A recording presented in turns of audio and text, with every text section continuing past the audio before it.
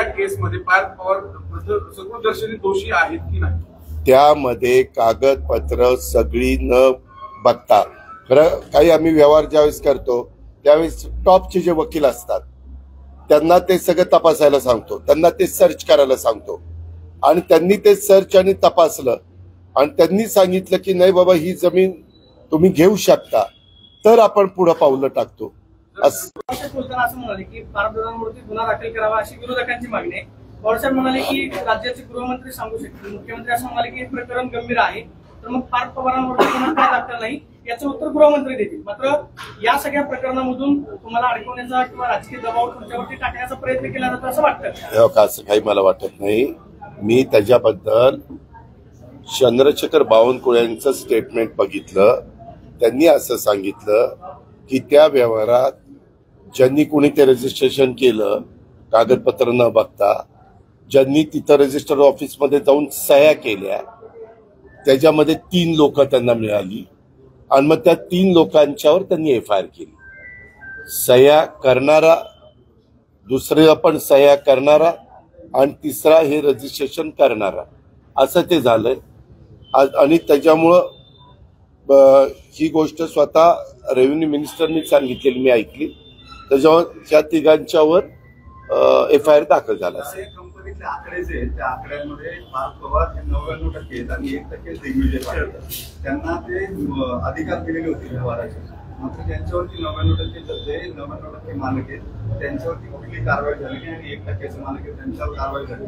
त्यामुळे पार्थ पवारांवरती कारवाई करावी अशी मागणी अंबादास दानवे यांनी का ज्यावेळेस चौकशी करतात, अंबादास दानवे हे विरोधी पक्ष नेते होते माजी, यांना निवडणुकीच्या काळामध्ये अशा कुठल्या बातम्या मिळाल्या की त्याला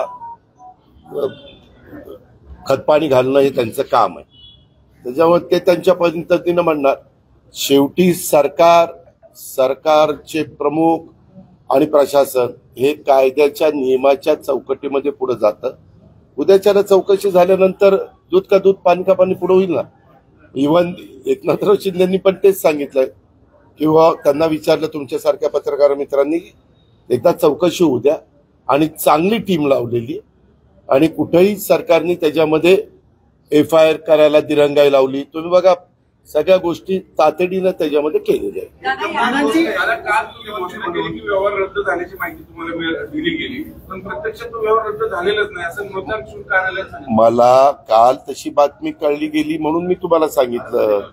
तिथं जाऊन त्यांनी सह्या केल्या म्हणून कळलं. आता ते कळल्यावर मी सांगितलं. आता त्याच्यामध्ये काय झालं पुढं काय नाही झालं, आज सुट्टी आहे, उद्या सुट्टी आहे आणि आता चौकशी होणार आहे.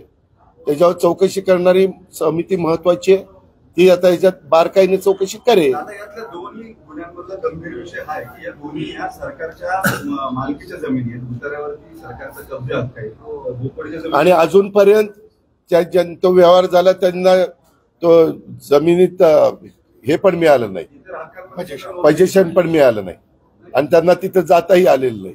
पोझिशनचा प्रयत्न झाला होता माझ्या माहितीमध्ये. पोझिशन झालंय का? नाही, प्रयत्न झाला होता. प्रयत्न झाला होता. प्रयत्नांती परमेश्वर. परंतु मला ते आज पोझिशन नाही एवढंच मला माहिती. हो, तू म्हणतोय ते बरोबर आहे. त्याच्यामुळं आपला सरकारचा जो रजिस्टर आहे, रजिस्टर ऑफिसचा जो ऑफिसर आहे त्यांनी ते थांबवायला पाहिजे होतं ना. असे तर व्यवहार होताच कामा नये.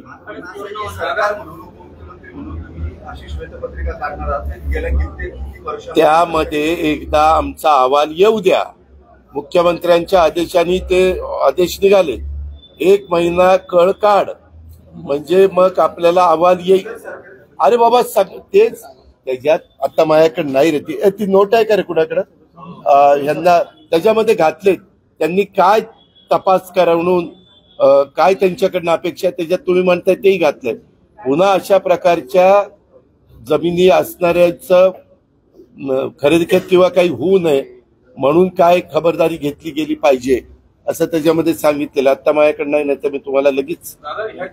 मोडस ऑपरेटी अशी आहे, प्रॉपर्टीवर भूमी अभिलेखकडे जायचं, नावं चढवायची इतर हक्कात नाही, ती मुख्याच्या दानाची नावं चढून मग खरेदी करायचं आणि ताबा मारायचा. हे लिटिगेशन करणारी टोळी आहे बेसिकली, अनेक टोळ्या आहेत.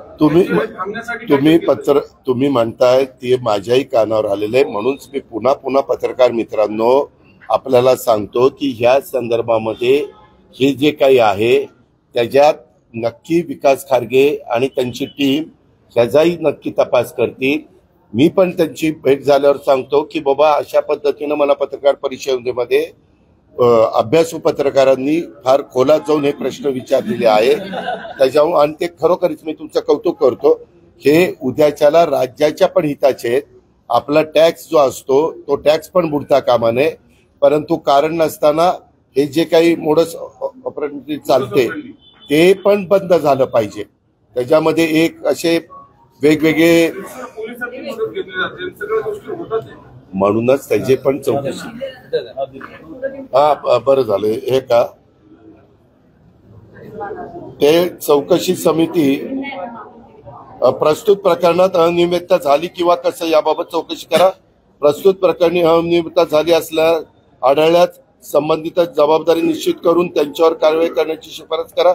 प्रस्तुत प्रकरणी अनियमितता झालेली आढळल्यास सदर जमीन पूर्वस्थितीवर आणण्यासाठी उपाययोजना सुचवा. भविष्यात आता हे नीट ऐका, भविष्यात अशा प्रकारची प्रकरणे पुन्हा उद्भवू नयेत यासाठी देखील काय उपाययोजना करणं गरजेचं आहे हेही आपण सुचवा असं ते त्याच्यात घेतलेलं. मला हे वाक्य आठवत होतं.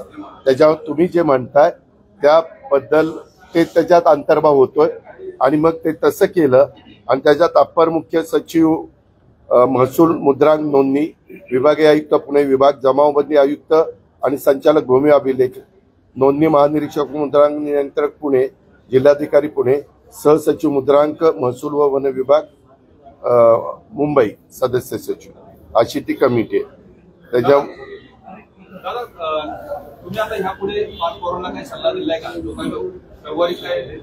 नाही हे का कुणालाही मी तर एक सल्ला कालच दिलेला आहे प्रशासनाला.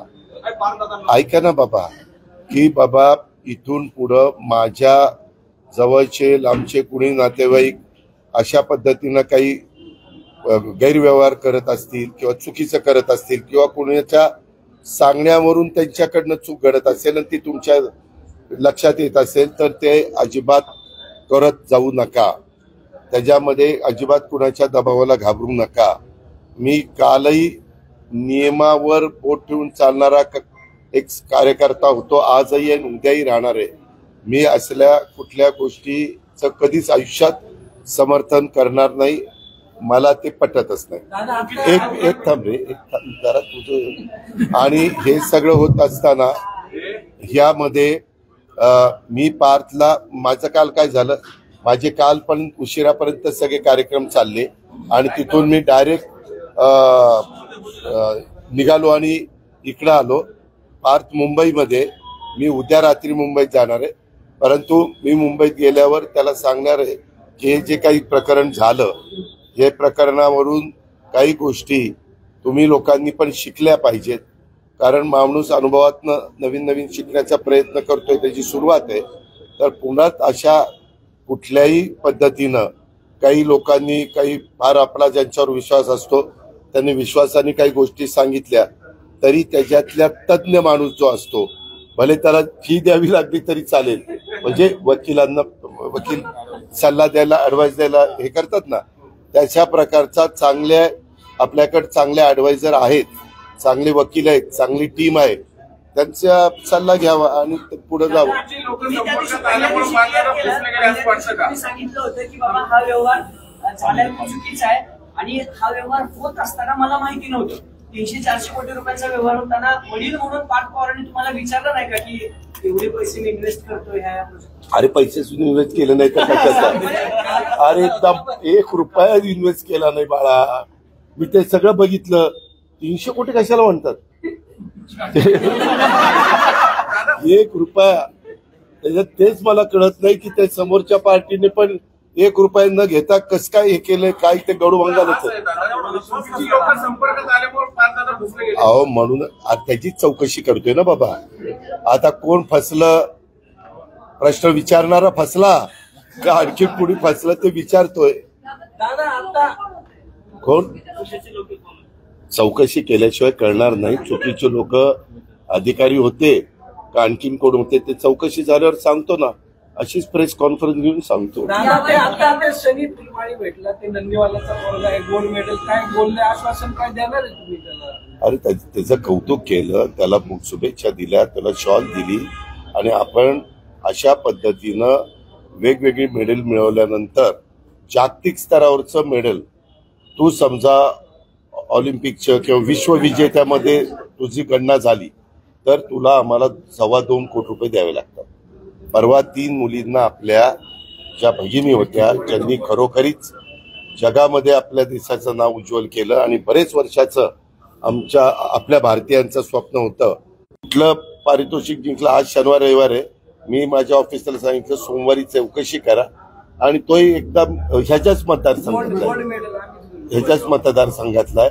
गरीब आहे, पालामध्ये राहणार आहे, पालामध्ये